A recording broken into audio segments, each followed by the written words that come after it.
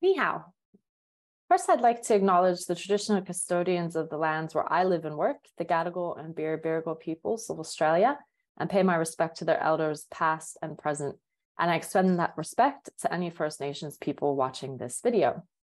Hi, I'm Kasey Garrison. I'm the senior lecturer in teacher librarianship and children's librarianship at Charles Sturt University. I just want to say thank you so much for having me here today. Reading promotion is a key role for teacher librarians and really something important to me as a teacher and as a human being. Love of reading is what brought me to this profession, and maybe that's something some of you can relate to as well. So today I will talk about how school libraries and teacher librarians, as we call them in Australia, can help support and promote reading for their students.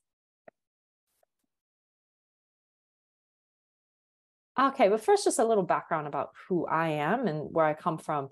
So I'm originally from a small town in the state of Pennsylvania, which is in the northeast part of the United States of America.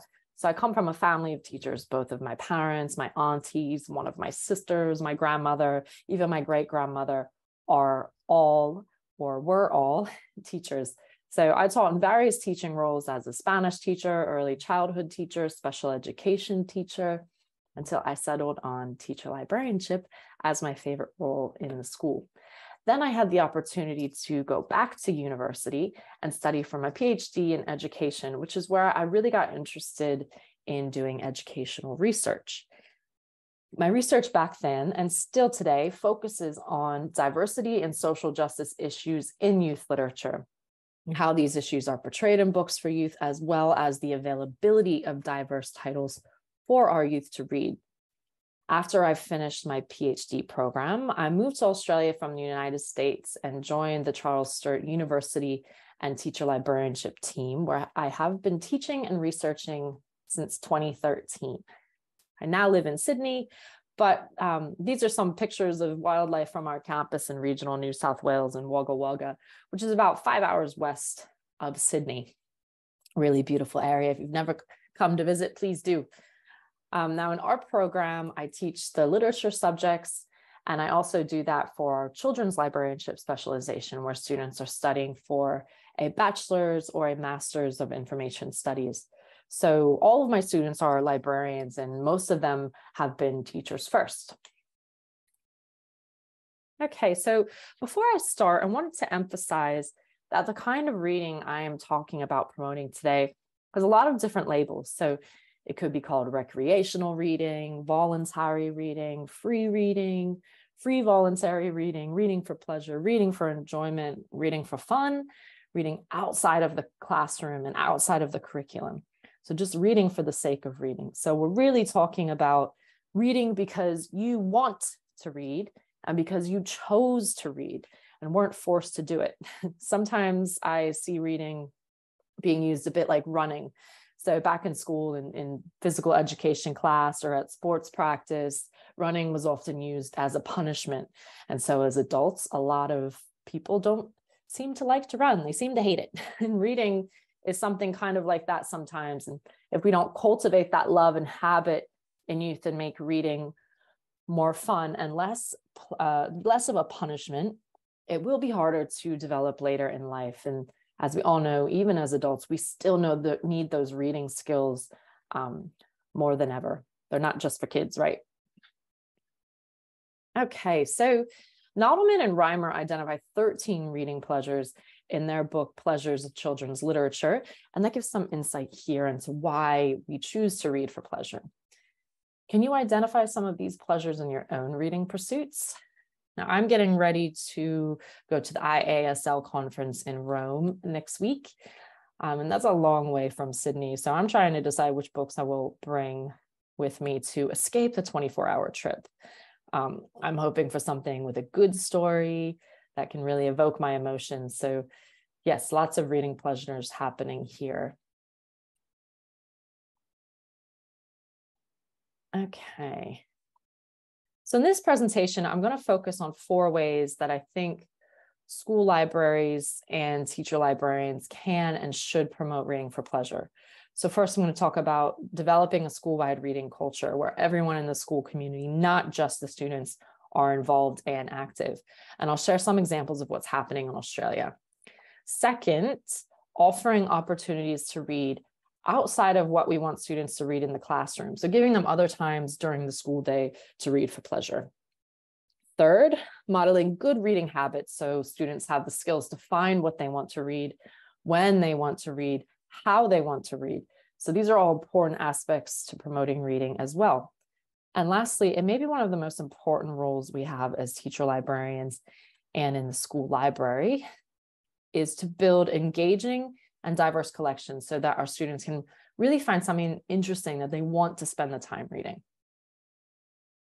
So now I'm going to go into a little bit of detail and talk about each of these and give some examples of what that might look like in practice, including what some of our amazing teacher librarians and school libraries are doing here in Australia.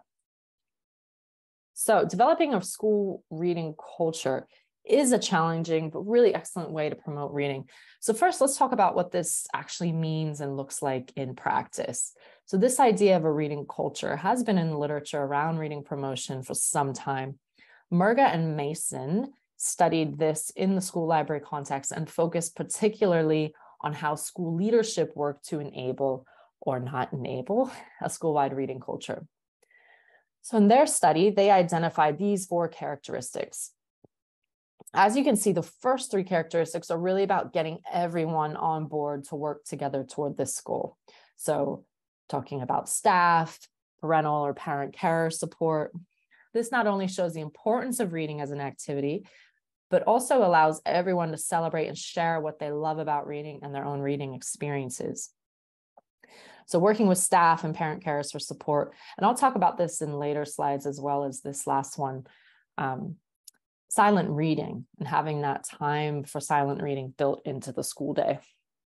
Now, the research from Murga and Mason also identified barriers to this. And as you might have guessed, time is always a big barrier to how we develop a strong reading culture. But then also the amount of curriculum that needs to be covered is really affecting how a school-wide reading culture can be developed and supported. In Australia, the curriculum is state and nationwide and just seems to be always growing and changing. So it can be really hard for teachers to keep up with and to ensure that they're covering everything they're supposed to cover.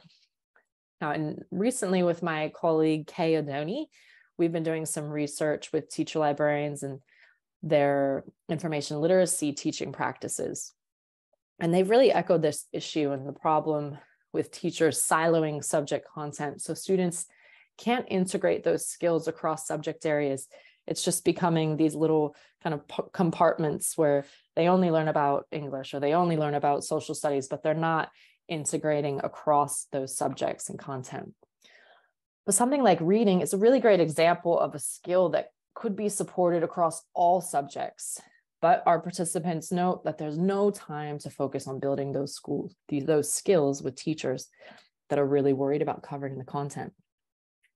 In Australia, Margaret Murga, whose work was initially focused on literacy and recreational reading in general, has been studying the value of teacher librarians and school libraries in this area and has done some really great research that you can use to support advocacy for reading in your own school communities.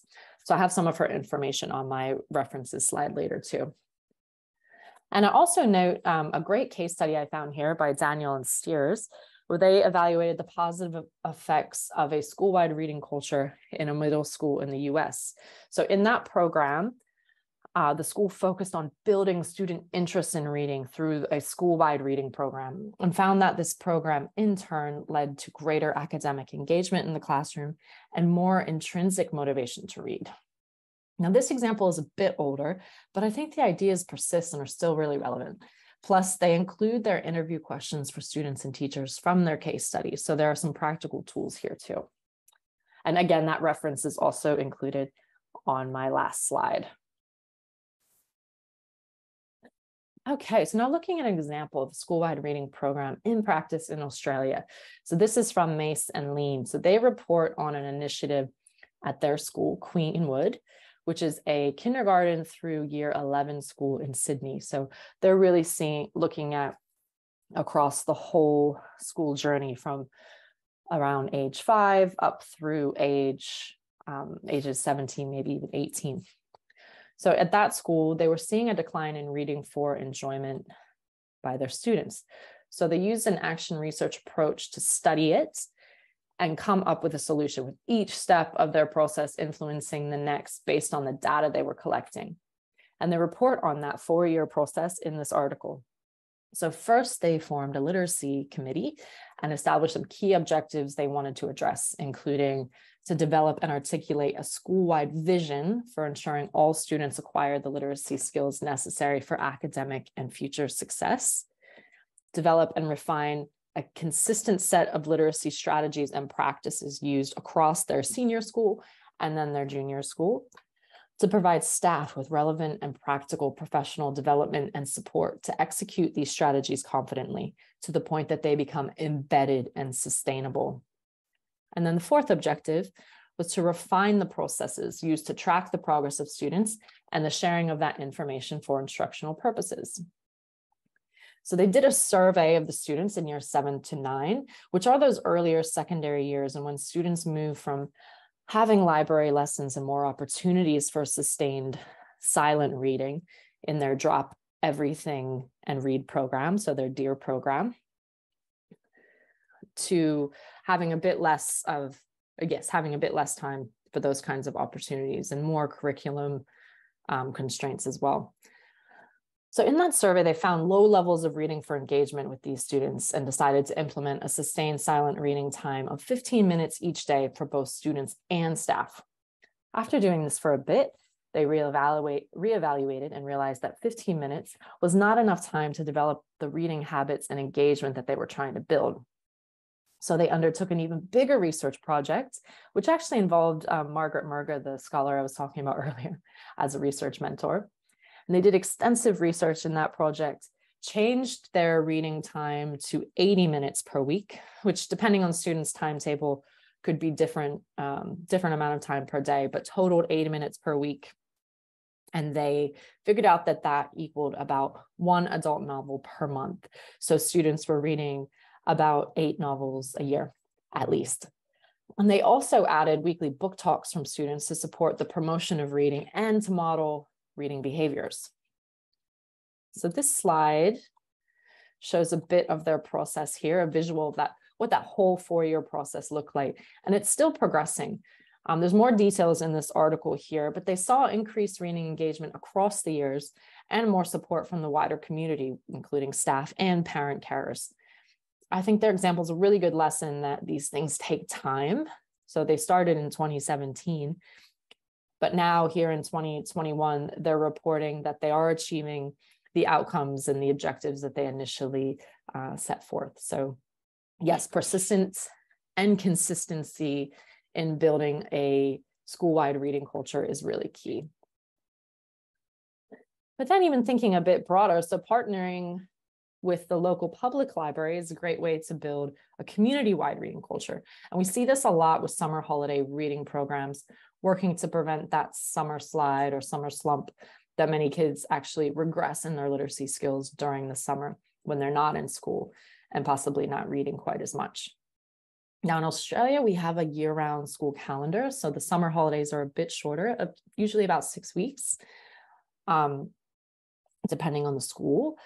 But based on my experiences from teaching in the US, most of the schools there don't run on such a calendar and run more of a kind of September to May or June calendar. So the summer holidays can be much longer for the kids and thus could be more detrimental to their literacy skills as well with that extra time.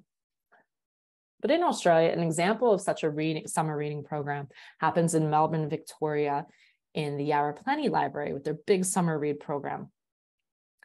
Now, while it might seem like an obvious collaboration, school libraries working with public libraries, and that is one of those key elements that Murga and Mason noted, collaborative efforts as key in building reading cultures.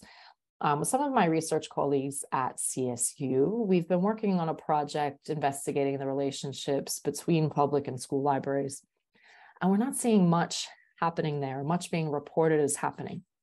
However, what is happening are these summer reading programs. So some of our survey respondents noted that they have a strong connection with their school or public library in supporting summer reading for youth in the community.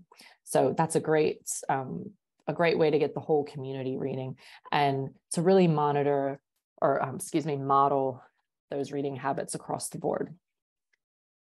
But now saying that, this program at Yarra Plenty does have some intrinsic awards, and that can be quite a concern in some of those programs which are meant to be developing a school-wide reading culture.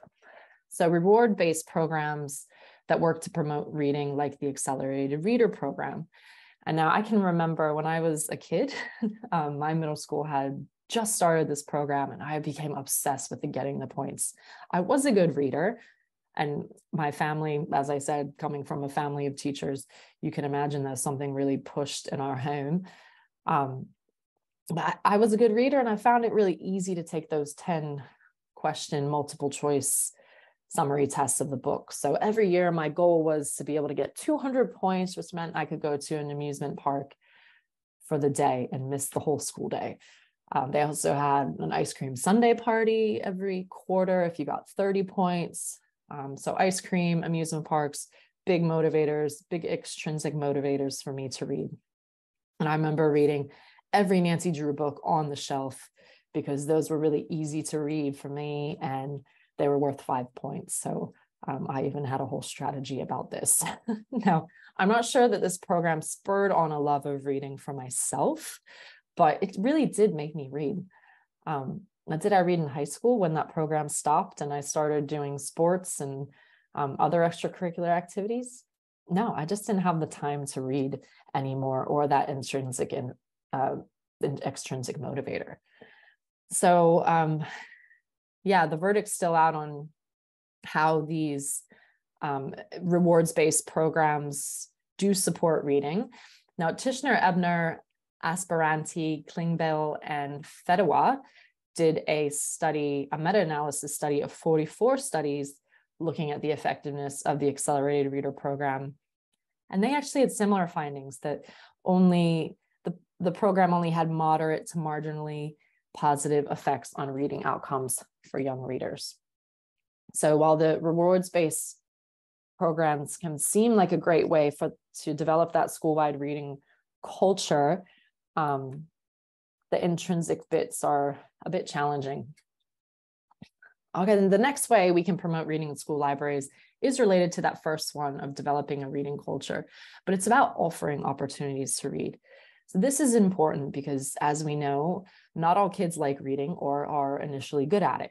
So they might not even want to do it if they know that it's good for them because the adults say it's good for them. They still not might want to do it. But at the same time, we know that the more we practice something, the better we get at it. And the same goes for reading. Stanovich noted this in relation to the Matthew effect, which is a theory that states the better you are at something, the more inclined you are to do it and to practice it. So the better then you continue to get at it. And the reverse could be said. So if a student is not good at reading, they might not want to do it at all, and thus they don't get better at it at all, while their reading peers continue to improve and improve. So this is why establishing those habits and offering opportunities to read is so important. Yes, and then going along with that idea is the secondary level. So when we often see a lot of these reading programs at the primary school level, but then when we get to secondary, there's often a drop in reading for pleasure by students at this age. As I noted in my last slide about the Accelerated Reader program, this was an issue for myself, even though I was a really avid reader in middle school. Secondary students have more pressure for study, more extracurricular activities. Teachers do as well. So they don't have time to read for pleasure that primary students might have. But as we saw in the example from the Queenwood School in the previous slides with the Just Read program, we need to make the time for reading and offer those opportunities to read. So Queenwood is a great example of really making a dedicated effort to do that across these 4 years, and they're finally seeing their progress. And there's so many amazing young adult authors and titles out there. So I'm on the Young Adult Book Award Committee for the International Literary Association, which celebrates first-time authors. And I was lucky to read 106 titles by new young adult authors over the past summer. And this is a 2-year term, so I'll get to do that again this year, this summer. The diversity of topics and genres and settings was just really incredible. And I truly believe that we can find relevant books for our readers out there, those mirrors and windows and sliding glass doors, which we'll talk about later when we talk about collections. Okay, next, modeling good reading habits. So as an adult to students. So think about these first 2 questions. When do students see you reading? Of course, you are likely working and running a busy school library most of the time when they're seeing you, but is there time during the day where they could possibly see you reading? Maybe during lunch or quieter times in the day in the library? Do any library lessons involve reading for pleasure or offer those opportunities for everyone to read? I think this is especially important for boys to see men reading and modeling good reading habits so they don't think learning and reading are feminine acts and things girls do, especially considering the prevalence of women as educators in especially primary schools. When do you talk to your students about what they are reading or what you are reading? Do you ask them how they find books they like to read or share the challenges you have in finding books that you like to read? I think it's important to share when we don't like books or had an unsuccessful book choice, because I think sometimes kids tend to think the librarian likes to read everything and has read everything in the library, which of course is not true. So talking about it with them so they get that even an adult like you who knows how to find good books makes bad choices sometimes. In many ways, it's a metacognitive act and learning how to learn and what ways work best for you as an individual to learn. So I think talking openly about these issues is good and particularly important at school if reading is not something that students might be seeing happening at home or is not something very common at home. So there's lots of research out there about home libraries and the education of parents and carers and how they can impact students' academic outcomes. But this is really intimately related to socioeconomic class. And likely if a family is struggling to pay bills and buy food, buying books to create a home library may be out of the question. So this really shows an even greater need for school libraries and for our collections. Further, Lin et al. Has studied the connections between reading engagement and comprehension and found that students who were labeled as struggling readers lacked the skills to find books that interested them and could support their reading.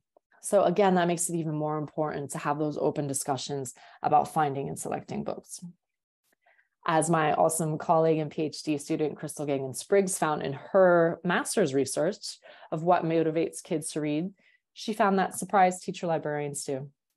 So having access to teacher librarians that are passionate about books and having the assistance in finding the right book from a teacher librarian is an important role in why students chose to read.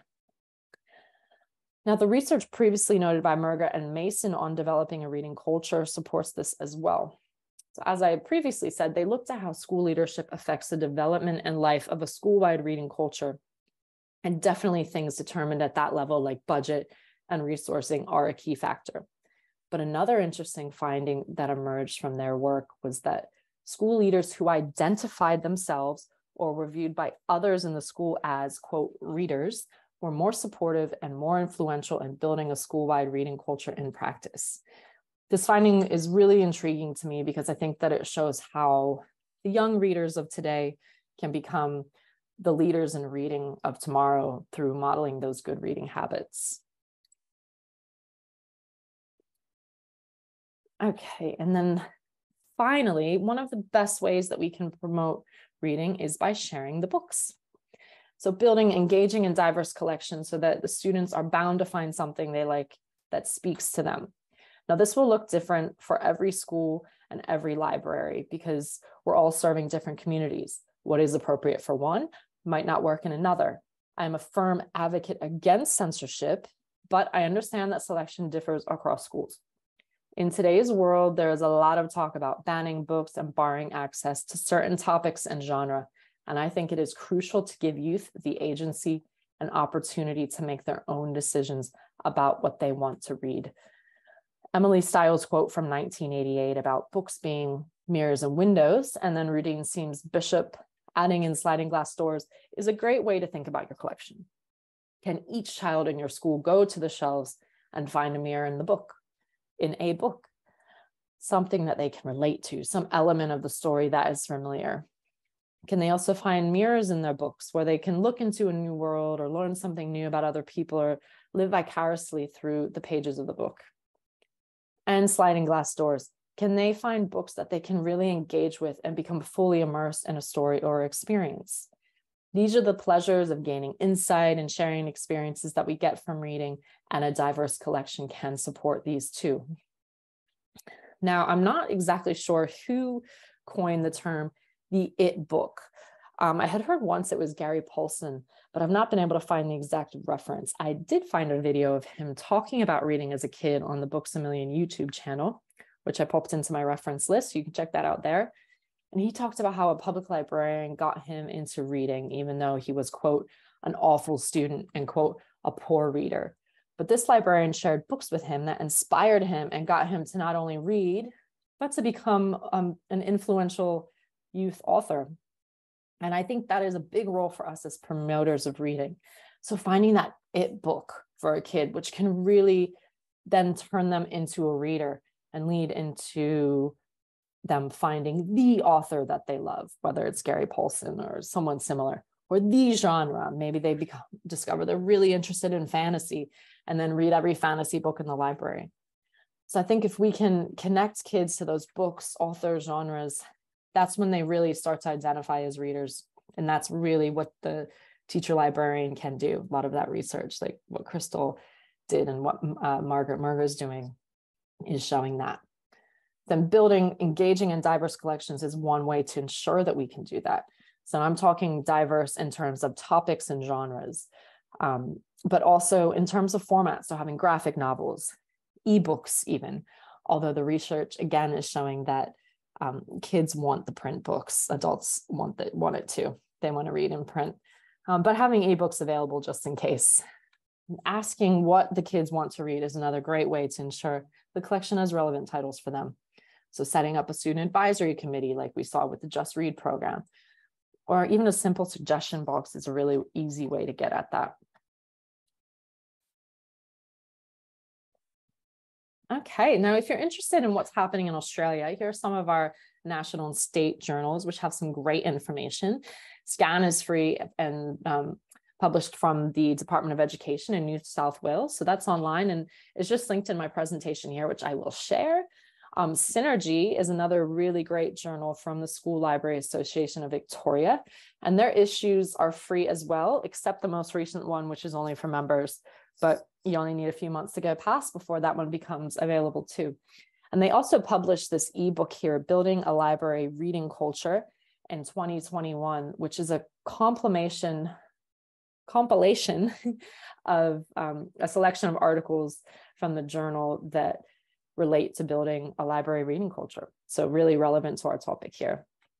And then Access, this one in the top right, is from our National School Library Association, ASLA, and isn't open access, but if you're interested in what ASLA is doing, that's another resource for you. And then of course, global organizations. So these are some of the global organizations I'm a part of that promote reading across borders: the International Literacy Association, the International Association of School Librarianship, and the International Board on Books for Young People. So they do a lot of things to support literacy and sharing books and cultures. So if you're interested in more on this topic, I recommend seeing what they have to offer and potentially joining and attending their professional development sessions and conferences, which are always really great. And lastly, some international scholars, in addition to the references in my reference slide, which I have these in my last slide. So these are some really good ones from Stephen Krashen. His work is really classic on, just that, the power of reading. And his book should really be in every teacher librarian's and every principal's professional bookshelf. Now, Margaret Murga, who I mentioned earlier, she has a new book out this year, which is very relevant to our topic here, Creating an Australian School Literacy Policy. And it would definitely be transferable in other contexts outside of Australia. So this one is research-based. And so just a really great resource for those of us in teacher librarianship. Tayagan sila. Thank you so much for having me and listening to me go on about promoting reading in school libraries.